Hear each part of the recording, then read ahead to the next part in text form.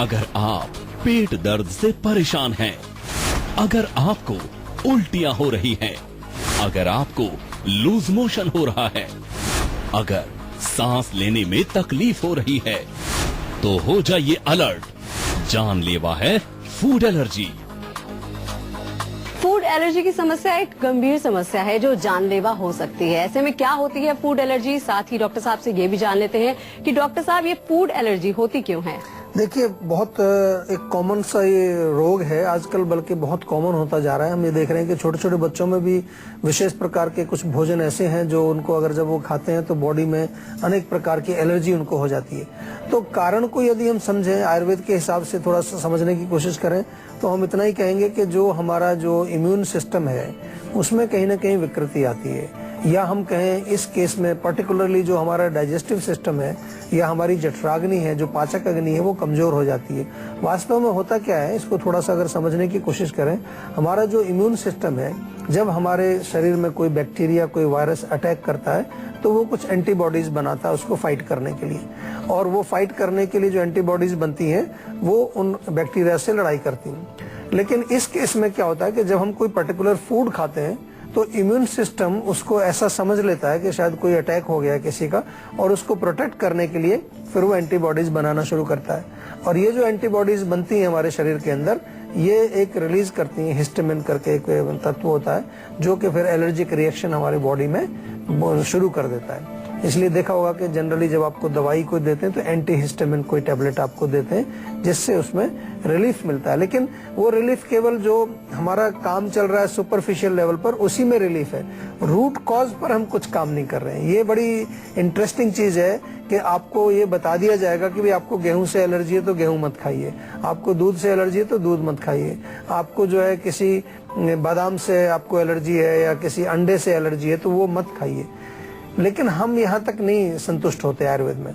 हम ये जानने की कोशिश करते हैं कि ऐसा क्या आपके डाइजेस्टिव सिस्टम में क्या कमी आई या क्या वजह उसकी हुई कि वो अंडा डाइजेस्ट नहीं कर पा रहा है, या आपका जो वीट डाइजेस्ट नहीं कर पा रहा है, या आपका दूध डाइजेस्ट नहीं कर पा रहा है। क्या कमी ऐसी हमारे सिस्टम में आई है, उस सिस्टम की कमी को हम जो है दूर करने की कोशिश करते हैं। आयुर्वेद में बहुत अच्छे रिजल्ट्स हमारे पास हैं इसके। बहुत सारे पेशेंट आते हैं आजकल, तो मैं देखता हूँ छोटे छोटे बच्चे, 4 साल 6 साल के बच्चे, उनको डिक्लेयर कर दिया है कि वीट एलर्जी, सीलिएक डिजीज उसको बोलते हैं। तो अभी कैसे जिंदगी गुजरेगी, खासतौर से भारत में हम रहते हैं, अगर हम गेहूं नहीं खाएंगे, रोटी नहीं खाएंगे तो और तो कोई ऑप्शन नहीं है। विदेशों में तो बहुत सारे चीजें मिल जाती हैं जिसमें ग्लूटेन नहीं होता है, जिसमें कि वो तत्व जो एलर्जी पैदा करता है वो नहीं होता है। हमारे यहाँ अभी उतना चॉइसेस नहीं है, तो हमें तो कुछ ना कुछ करना पड़ेगा उसका इलाज करने के लिए, ताकि हम उसको जड़ से ठीक कर सकें। और थोड़ा सा बताएंगे आपको कि किस प्रकार से हम इसमें आपकी सहायता कर सकते हैं। आज थोड़ा ध्यान से सुनिए।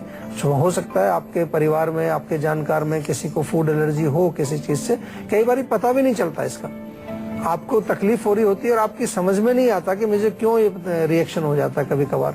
तो ये भी आप जरा ध्यान कर लीजिए। अगर आपको भी किसी प्रकार के रिएक्शंस या कोई लक्षण आते हैं, लक्षणों के बारे में बात करेंगे, अगर ऐसे लक्षण होते हैं तो हो सकता है कि आपको कहीं कोई किसी फूड से, किसी भोज्य पदार्थ से आपको एलर्जी है। उसको समझना बहुत जरूरी है और उसको ठीक करना भी बहुत जरूरी है। तो डॉक्टर साहब, आप जैसे बता रहे थे कि हमें पता ही नहीं चलता है कि हमें फूड एलर्जी हो गई है, तो कोई सिम्टम्स होते हैं, लक्षण होते हैं जिससे पहचाना जा सके? देखिए, मेनली तो हमारे स्किन में सिम्टम्स आते हैं। आमतौर पर कोई भी एलर्जी होती है तो स्किन में खुजली आना या चकत्ते निकल जाना, दाफड़ टाइप के स्किन में हो जाते हैं, इचिंग शुरू हो जाती है, रेडनेस हो जाती है।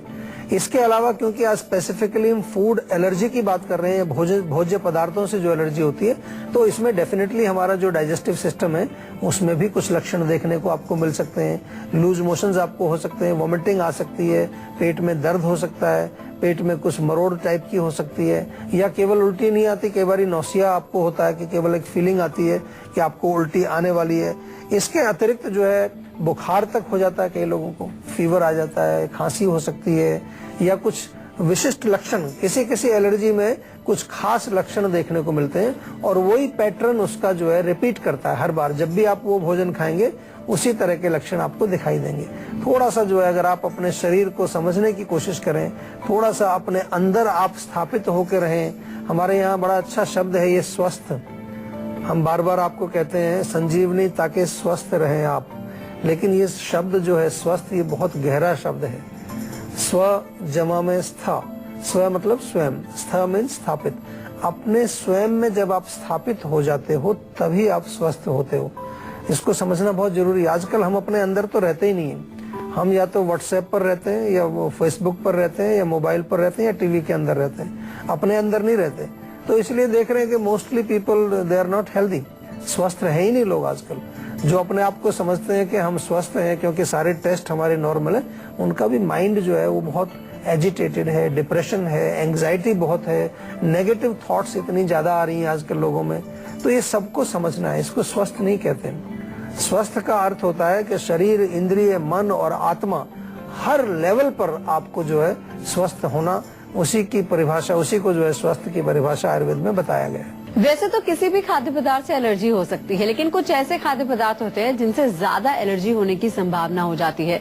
तो डॉक्टर साहब, ऐसे कौन से खाद्य पदार्थ हैं जिनसे ज्यादा संभावनाएं बढ़ती हैं एलर्जी की? देखिए, जैसे ग्लूटेन का जिक्र आपने सुना होगा, तो व्हीट में ये एक तत्व होता है ग्लूटेन, उससे एलर्जी बहुत कॉमन है। लैक्टोज आपने सुना होगा, वो मिल्क में होता है। लैक्टोज इंटॉलरेंस आमतौर पर आजकल देखने को मिलता है। तो दूध के अंदर जो ऐसा तत्व जो है उससे भी एलर्जी होती है। नट्स में भी कई चीजें ऐसी पाई जाती हैं, किसी को जो काजू से एलर्जी है, किसी को बादाम से एलर्जी है, किसी को अखरोट से एलर्जी है। तो नट्स बड़े कॉमन फूड्स हैं जिससे एलर्जी होती है। फिश से एलर्जी बहुत लोगों को मैंने देखी है, नॉन वेज से मैंने बहुत लोगों को एलर्जी देखी है, या फिर अंडा जो होता है एग्स, उससे भी एलर्जी विशेष लोगों में देखने को मिलती है।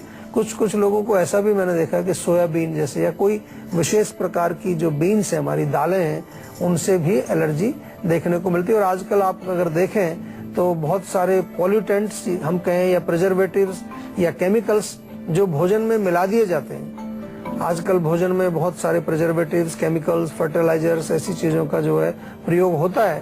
तो उससे जो केमिकल्स होते हैं उनसे एलर्जी बहुत जल्दी लोगों को हो जाती है, क्योंकि हमारा जो शरीर है वो प्राकृतिक चीजों को ही ज्यादा पसंद करता है, क्योंकि हमारा डिजाइन उस तरह का है और हमारा बॉडी जो है अपने आप में एक प्राकृतिक एक तत्व है। ये भी पूरा एक विशेष, हम कहें तो एक कॉम्बिनेशन ऑफ नेचुरल इंग्रेडिएंट्स है। तो इसमें जब कोई बाह्य तत्व आता है या कोई एक्सटर्नल फॉरेन बॉडी जो आके अंदर जो है अपना प्रवेश करती है, तो बॉडी को एक उसके प्रति एक संशय होता है कि लगता है कि शायद कोई फॉरेन बॉडी, कोई बैक्टीरिया, कोई वायरस आ गया है, और उसके प्रति हमारा इम्यून सिस्टम जब रिएक्ट करता है तो उस प्रोसेस को हम एलर्जी का नाम देते हैं। एक कॉलर हमारे साथ जुड़ गए हैं, कंचन है पंजाब से। क्या जानना चाहती हैं आप? मेरी मम्मी को एलर्जी हो रही है और रेड रैशेस हो जाते हैं उन्हें। अच्छा, एलर्जी किस चीज से होती है उनको? मौसम से होती है, खाने पीने से होती है, किस चीज से होती है? पता नहीं, वो बेसिकली रात को होता है। अच्छा। और रेड रैशेस हो जाते हैं हाथ पैर में। देखिए, सबसे पहले तो हमें देखना पड़ता है कि किस चीज से एलर्जी हो रही है। भोजन से है, मौसम से है, या कोई और चीज है। कई बार डस्ट है, स्मोक है, और या कई बार आपके घर में कोई अगर पालतू कुछ जानवर हैं, कैट्स हैं, बिल्ली है, कुत्ता है, उससे भी कई लोगों को मैंने देखा है उससे एलर्जी होती है। तो एक तो आपको उसका ध्यान रखना है। दूसरी चीज जो है बहुत इंपॉर्टेंट है कि हमें अपने शरीर की जो शारीरिक शक्ति जो है, इम्यूनिटी पावर, उसको भी थोड़ा सा देखना है कि किस सिस्टम में हमारी कमजोरी है। जिस सिस्टम में कमजोरी होगी उसी सिस्टम का रिएक्शन आएगा। आयुर्वेद की दृष्टि से थोड़ा समझे तो पित्त को जो है हमें शांत करना है। पित्तवर्धक चीजों में लाल मिर्च, अचार, खटाई, चटनी, नॉनवेज, अंडा, तीखा, बहुत ज्यादा गर्म तासीर वाली भोजन, उनका सेवन बिल्कुल ना करें। कूलिंग चीजों का सेवन करें। नीम के पत्ते बहुत अच्छा काम करते हैं। नीम के पत्ते 3-4 सुबह, बिल्कुल कच्चे पत्ते जो होते हैं सॉफ्ट वाले, उनको चबा करके सुबह सुबह खाएं।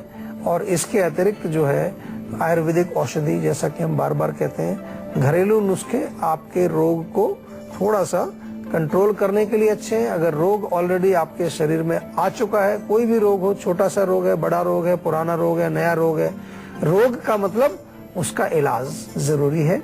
और आयुर्वेद में हर प्रकार के रोगों का इलाज है। उसका एक अपना आयुर्वेद का अपना सिस्टम है, अपना तरीका है, जिसके आधार पर हम रोग का डायग्नोसिस करते हैं और फिर उसकी चिकित्सा की जाती है। और अब बारी है आज की संजीवनी की, जिसमें डॉक्टर साहब से जानेंगे फूड एलर्जी हो जाए तो क्या करें। तो डॉक्टर साहब, फूड एलर्जी होने पर क्या है आज की संजीवनी?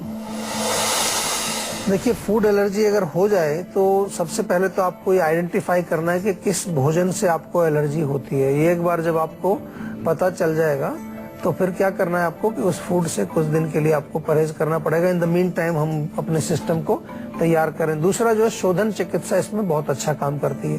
तो पेट भी साफ करना है आपने। पेट साफ करने के लिए रात को 1 चम्मच त्रिफला चूर्ण रात को लेकर के रोज सोइए। अगर त्रिफला से भी पेट साफ नहीं होता है तो कभी कभार आप कैस्टर ऑयल ले सकते हैं। कैस्टर ऑयल यानी कि एरंड का तेल 1 बड़ा चम्मच 1 table spoon in the night गर्म पानी में मिला के ले लीजिए। दूसरे दिन या तीसरे दिन या सप्ताह में 2 बार भी रखेंगे तो काफी अच्छा काम करता है। खून साफ करने के लिए, क्योंकि जनरली हमारी त्वचा में भी हम कई बार देखते हैं कि काफी सारे ऐसे रिएक्शंस होते हैं फूड की वजह से, एलर्जी की वजह से, तो हमें क्या करना है, नीम का सेवन करना है। नीम टैबलेट आप मंगा लीजिए। स्पेशली हमारे यहाँ जीवा में बहुत अच्छी नीम की टैबलेट्स बनाई जाती हैं, या नीम के पत्ते ताजा हों तो वो भी आप सेवन कर सकते हैं। और इसके अलावा जब खारिश खुजली होती है आपको तो थोड़ा सा नारियल का तेल वहां लगाएं, चाहे तो थोड़ा कपूर मिला करके उसमें रख लें तो वो नारियल का तेल आपको बहुत फायदा करता है। और इसके अतिरिक्त जो है गाजर, चुकंदर, पालक, इसका थोड़ा सा आपको मिले तो सूप बना के लीजिए, या इनका जूस निकाल करके आप पिएंगे तो बॉडी में पौष्टिकता भी बनी रहेगी, नरिशमेंट, न्यूट्रिशन भी आपके शरीर में बना रहेगा। छोटी छोटी सी चीजें हैं, लॉजिकल हैं, बड़ी अच्छी चीजें हैं, रैशनल हैं, आपको समझ आती होंगी जो हम समझाते हैं। और ये बहुत इम्पोर्टेंट है, क्योंकि जब आप कहीं से कोई चीज सुनते हैं, बहुत सारी चीजें आज मार्केट में चल रही हैं, बहुत सारे टीवी शो भी चल रहे हैं, लेकिन आपको देखना ये है कि कहाँ पर आपको जेन्युइन चीज कोई समझ आ रही है। आयुर्वेद की हम बात इतनी कर सकते हैं कि आयुर्वेद एक ऐसी चिकित्सा पद्धति है जहाँ पर आपको इलाज अगर कराना है तो इलाज से पहले आपको चिकित्सक से बातचीत करनी पड़ेगी। कोई प्री प्रिपेयर्ड आपकी कोई ऐसी कोई औषधि या कोई किट जो आपको देते हैं कि आयुर्वेदिक है, उसमें मैं विश्वास नहीं करता हूँ। इसलिए हमने सुविधा रखी है आपके लिए। जब भी कोई दवाई आपको दी जाएगी उससे पहले डॉक्टर का परामर्श बहुत आवश्यक है।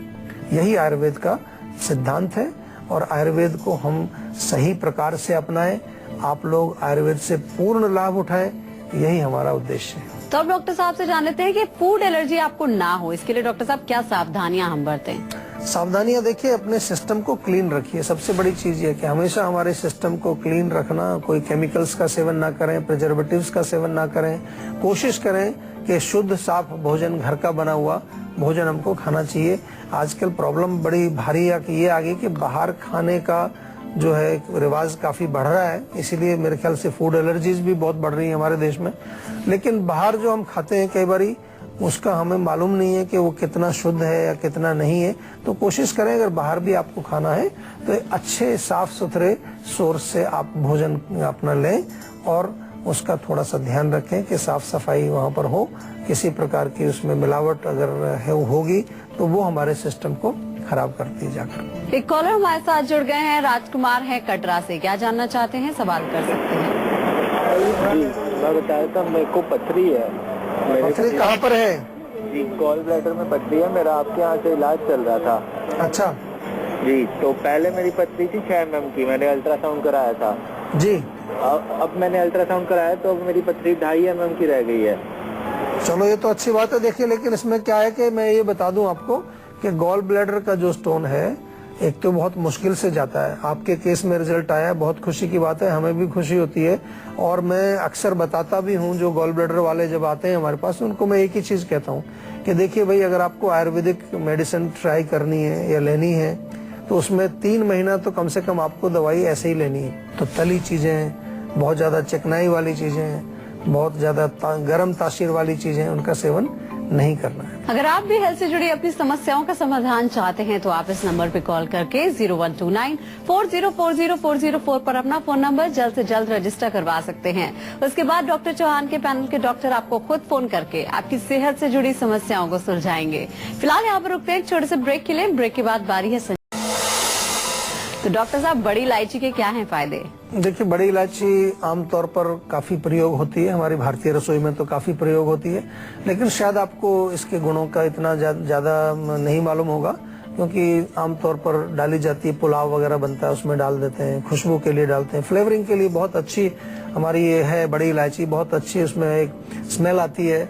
और कहीं कहीं तो मैं देखा है कि इसको क्वीन ऑफ स्पाइसेस भी बोलते हैं, क्योंकि काफी सारे मेडिसिनल प्रॉपर्टीज इसमें है। सबसे बढ़िया तो हमारे हृदय के लिए बहुत अच्छी है। इसमें एक विशेष प्रकार का ऑयल होता है जो हृदय को शक्ति देता है, हार्ट की मसल्स को मजबूत करता है, ब्लड प्रेशर को नियमित करता है। इसके अलावा हमारे डाइजेस्टिव सिस्टम के लिए बहुत अच्छी है। इलायची का सेवन यदि आप करें, बड़ी इलायची की बात हो रही है, काली इलायची भी इसको कहते हैं, उसका जो सेवन करें तो हमारे डाइजेस्टिव सिस्टम में, हमारे पूरे पाचन संस्थान में जो जूसेस निकलते हैं या अलग अलग जो ग्लैंड्स हैं, जो उनका स्टिमुलेट करने का, उनको एक तरह से उत्तेजित करने का काम भी ये बड़ी इलायची करती है। दांतों के लिए और मसूड़ों के लिए बहुत अच्छी है। बड़ी इलायची के बीज लेकर के थोड़ा आप चबाएं तो हमारे दांतों को अच्छा स्वस्थ करती है, मजबूत करती है। सांस में बदबू अगर आपको है तो उससे आपको निजात मिलती है, उससे आपको छुटकारा मिलता है इसके कारण। और इसके अलावा जो है बड़ी इलायची बहुत इम्पोर्टेंट काम करती है। उसका जो ऑयल है वो हमारे शरीर में एक विशेष प्रकार की हमारी शारीरिक शक्ति, इम्यूनिटी पावर को भी बढ़ाता है। प्लस जो है इसमें, जैसा मैंने कहा कि कॉमनली इसका प्रयोग हम करते हैं फ्लेवर के लिए। तो फ्लेवर तो आप यूज करें ही उसका, लेकिन उसका बीज जो है उसका प्रयोग या उसका चूर्ण बना करके आप यूज करें, उसके मेडिसिनल प्रॉपर्टीज से भी आप जो है लाभ प्राप्त करें तो बहुत अच्छा रहेगा। तो डॉक्टर साहब बहुत बहुत शुक्रिया इतनी सारी जानकारी देने के लिए। थैंक यू जी। आशा करते हैं कि डॉक्टर साहब ने आपको जो भी उपाय बताए हैं उन्हें अपनाने से आप हमेशा सेहतमंद रहेंगे। संजीवनी प्रोग्राम के जरिए हम आपको फिट और हेल्दी बनाए रखेंगे। हम आपको बता दें कि आप हमारे नंबर 0129404004 पर फोन करके अपनी कॉल रजिस्टर करवा सकते हैं। आप हमें ईमेल भी कर सकते हैं। हमारी ईमेल आईडी है info@jiva.com। आप फेसबुक के जरिए भी हमसे जुड़ सकते हैं। हमारी फेसबुक आईडी है www.facebook.com/jiva-ayurveda। तो इसी उम्मीद के साथ कि हमेशा सेहतमंद रहें, हमेशा मुस्कुराते रहें। अगले एपिसोड में फिर होगी आपसे मुलाकात। तब तक के लिए हमें दीजिए इजाजत। नमस्कार।